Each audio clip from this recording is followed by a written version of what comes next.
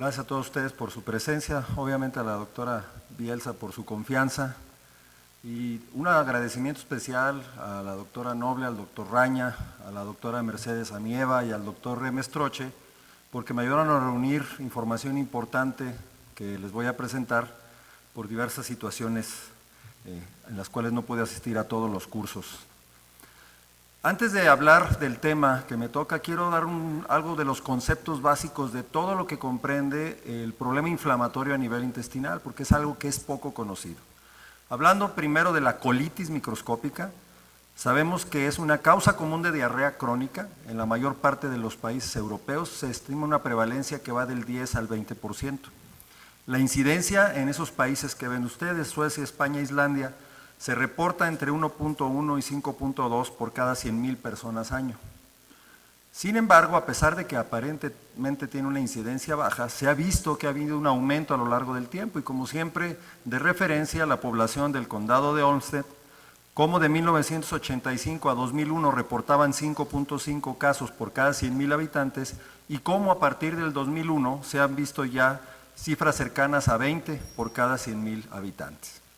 Afecta más frecuentemente a mujeres entre 50 y 60 años y aunque la etiología es desconocida, se asocia fuertemente a problemas autoinmunes como la enfermedad celíaca, algunos problemas articulares, algunas tiroidopatías, específicamente al consumo de tabaco y algunos medicamentos, entre los más reconocidos los inhibidores de la bomba de protones, los antiinflamatorios no esteroideos, las estatinas, los beta bloqueadores y los inhibidores de la recaptura de serotonina. En cuanto a la colitis microscópica, el diagnóstico se hace a través de biopsias tomadas en una colonoscopía que frecuentemente se reporta como normal y que el patólogo nos reporta la presencia de más de 20 linfocitos intraepiteliales por cada 100 células epiteliales revisadas. Se ha visto que hay una predisposición en aquellos que tienen antígenos de histocompatibilidad DR3 y DQ2, y el tratamiento se basa sobre todo en esteroides, en ácido 5-aminosalicílico, colestiramina, bismuto, pero la mejor respuesta, tanto clínica como histológica, es a través de la budesonida. El gran problema que se tiene con la colitis microscópica es que una vez que se deja el medicamento, la recaída puede llegar a niveles del 82%. Esto es en cuanto a la colitis microscópica. ¿Qué hay con la enteritis microscópica? Es una categoría diagnóstica emergente que se acaba de describir por primera vez en el 2009 y clínicamente se asocia a malabsorción sintomática o bien a deficiencia de micronutrientes. Histológicamente se ha tomado de manera práctica utilizar la clasificación de Marsh que se utiliza en la enfermedad celíaca, pero solamente abarcando los grados del 0 al 2. Y precisamente se asocia con la enfermedad celíaca, la enfermedad inflamatoria intestinal, la intolerancia no celíaca al gluten y al uso de antiinflamatorios no esteroideos. Obviamente el tratamiento dependerá del factor asociado de tipo autoinmune en estos pacientes. Y finalmente, los trastornos gastrointestinales asociados a eosinófilos, que esto agrupa todas las entidades clínicas en donde hay un infiltrado anormal de eosinófilos en cualquier parte del tubo digestivo. Fue descrita por primera vez en 1937 y hasta hace 3 años solamente había 300 casos publicados en la literatura. Esto sin tomar en cuenta a la esofagitis eosinofílica, que ya está bastante más caracterizada y que se toma como referencia para tratar este tipo de problemas. No hay una recomendación para el diagnóstico y las manifestaciones clínicas dependen del órgano que esté afectado. Lo más común es encontrar dolor abdominal en estos pacientes. Histológicamente y por razones de definición, los eosinófilos son la célula que más frecuentemente se encuentra participando en este infiltrado inflamatorio. Tocando ya con esto nuestro tema, ¿qué hay con respecto a la epidemiología de las enteritis y colitis microscópicas? Tenemos que tener mucho cuidado de la literatura que revisamos. Les voy a presentar comparativamente 2 trabajos que hablan totalmente de cifras distintas.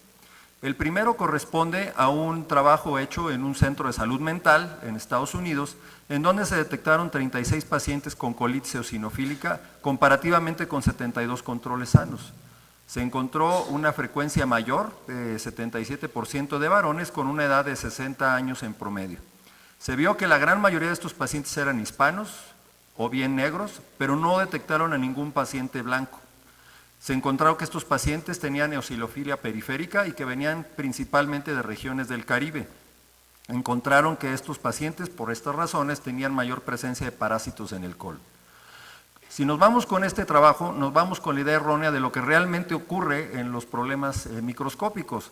Esta es una revisión de 813.057 expedientes en pacientes que se les realizó colonoscopía y vean cómo ustedes, comparativamente al otro trabajo, los caucásicos tienen un riesgo mayor de tener este problema de colitis microscópicas, pero también tener un grado universitario les da un factor de riesgo mayor y no así los ingresos económicos ni el valor de la casa. ¿Qué hay con los factores de riesgo entonces para tener colitis microscópica? Se revisa una cohorte de pacientes con colitis microscópica, 1.118 pacientes, comparados contra 5.590 pacientes sanos, en donde se les revisó específicamente el consumo de medicamentos, antiinflamatorios no esteroideos, inhibidores de bomba de protones o ambos, y vean ustedes cómo hubo una significancia estadística con un riesgo relativo mayor a que estos pacientes puedan tener daño o presencia de colitis microscópica cuando se toman estos medicamentos. Sin embargo, cuando se le da evolución en el tiempo a estos pacientes, se ve que cuando ya llevan más de 2 años tomando los medicamentos, disminuye el riesgo de manera significativa. Por lo que los autores concluyen que la exposición actual o reciente a los inhibidores de bomba de protones o a los antiinflamatorios no esteroideos se asocia a la presencia de colitis microscópica, especialmente cuando se toman en forma conjunta. Estos mismos autores tienen ya un trabajo publicado en extenso, en la revista de la Alimentary Pharmacology Therapy, en donde ven no solamente la presencia de antiinflamatorios y de inhibidores de bomba de protones, sino que también estudian el efecto que puedan tener los inhibidores de la recaptura de serotonina y las estatinas sobre estos pacientes. Vean ustedes cómo casi todos los medicamentos, específicamente los 3 primeros, tienen una elevación al inicio que empieza a bajar conforme va pasando el tiempo, como ya se había descrito previamente, pero las estatinas prácticamente no tienen ningún efecto sobre la presencia de colitis microscópica. Y entonces los autores concluyen que la exposición actual o reciente, una vez más a inhibidores de bomba de protones, antiinflamatorios no esteroideos, pero también a los inhibidores de la recaptura de serotonina, por 4 a 12 meses se asocia a la presencia de colitis microscópica. Los 2 medicamentos que tienen el riesgo más alto son los inhibidores de bomba de protones y los antiinflamatorios no esteroideos. ¿Qué hay con respecto a la fisiopatología? ¿Por qué se producen estos problemas? El mismo grupo de autores, de los que les acabo de presentar, utilizaron un inhibidor de bomba de protones, omeprazol, y un antiinflamatorio, diclofenaco, a diferentes dosis, a 0, 10, 25 y 100 micromoles, y estuvieron directamente durante 2 horas instilándolos en un epitelio en el cual a través de diferentes parámetros o electrodos a nivel microscópico podían detectar la resistencia eléctrica transepitelial o bien la permeabilidad paracelular. Lo que vieron los autores fue que efectivamente había una disminución de la resistencia eléctrica en las células colónicas dependiente de la dosis de antiinflamatorio no esteroideo, pero no para el inhibidor de bomba de protones, que si se daban de manera simultánea no había un efecto aditivo entre ellos, pero que ningún medicamento produjo cambios en la permeabilidad celular. ¿Qué hay con el diagnóstico de estos problemas? Una de las grandes situaciones que vemos con el diagnóstico de las colitis microscópicas en general es que se tarda mucho tiempo en llegar al diagnóstico porque no se tiene conciencia de la presencia de la enfermedad.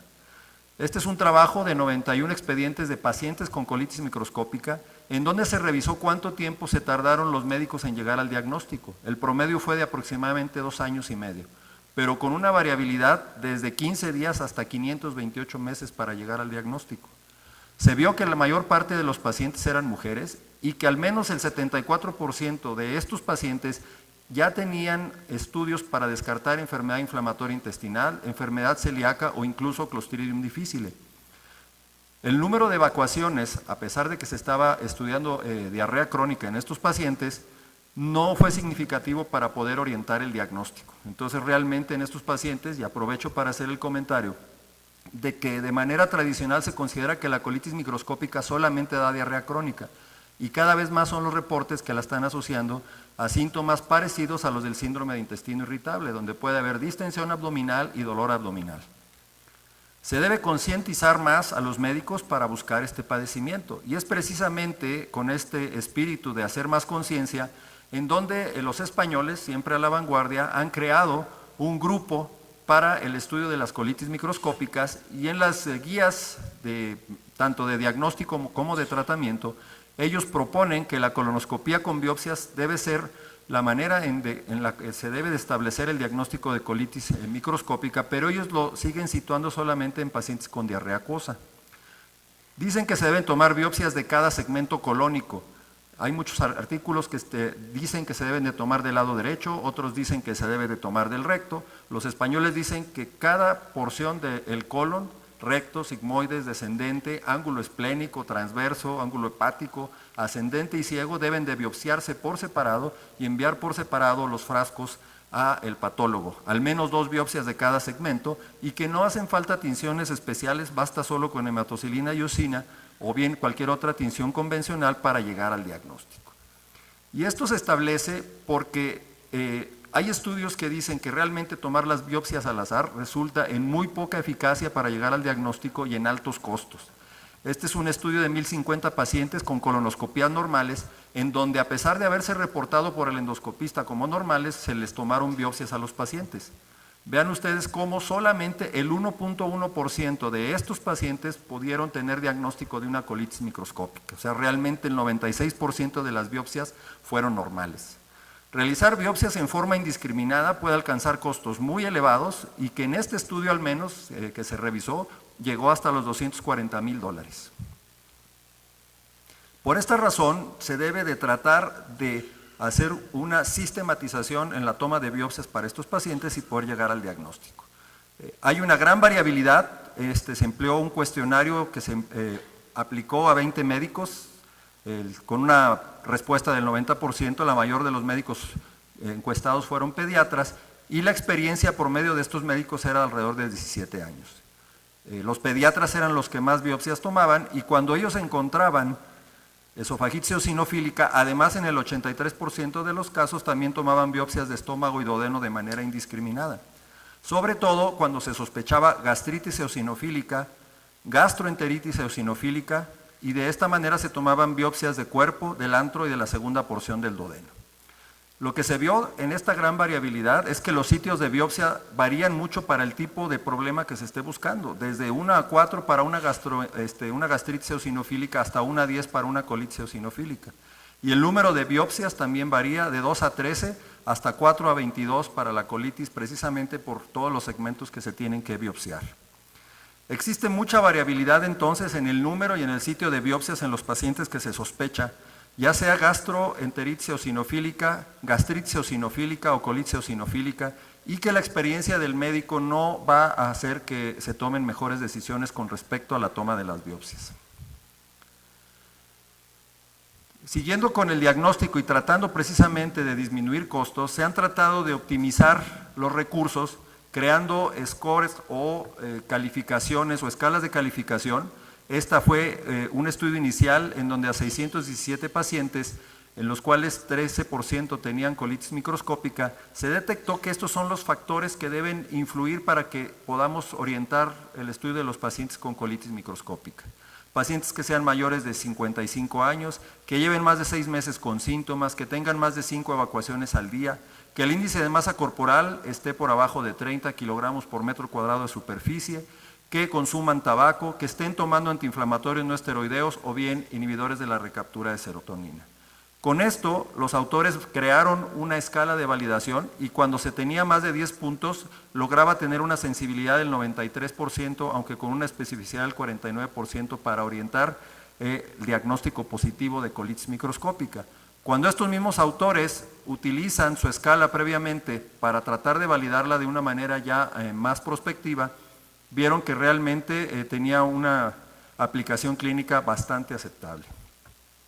En cuanto al tratamiento, se ha visto que la prednisona, la mesalazina y la budesonida, que son los medicamentos que más se han utilizado en estos pacientes, Cuando en este estudio se utilizaron para tratar colitis linfocítica colagenosa, o bien 3 pacientes que a pesar de tener diagnóstico de colitis linfocítica después evolucionaron a enfermedad inflamatoria intestinal, se logró la remisión clínica en el 41% y se mantuvo en el 13.3% y la remisión histológica en el 27%. Sin embargo, esta remisión, tanto clínica como histológica, se mantuvo en un mayor número de casos en estos pacientes. Lo que los autores concluyen es que la mejor remisión clínica se da con la budesonida, que la mejor remisión histológica se da con la prednisona y que obviamente al tener mejor remisión histológica se ha visto una mejor evolución.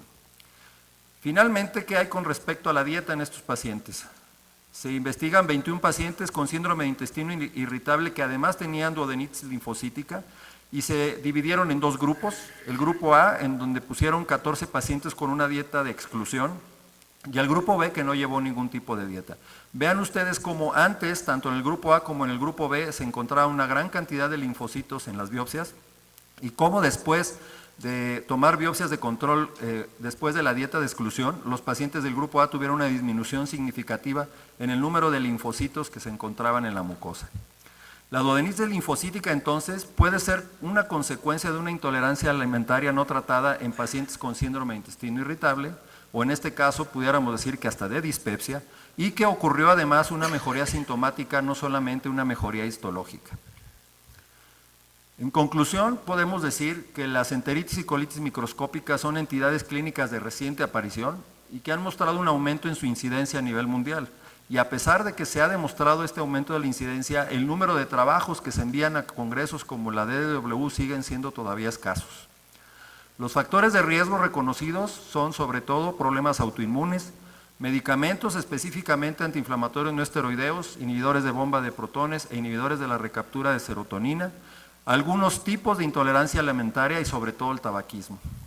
Las manifestaciones clínicas van a depender del órgano que se encuentre afectado y las manifestaciones más frecuentes son el dolor abdominal y la diarrea acuosa crónica.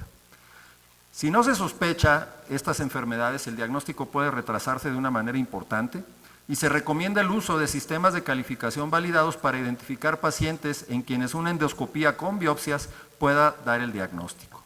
La budesonida es el medicamento con mejor respuesta clínica y parece que la prednisona tiene la mejor resolución histológica. Muchas gracias por su atención.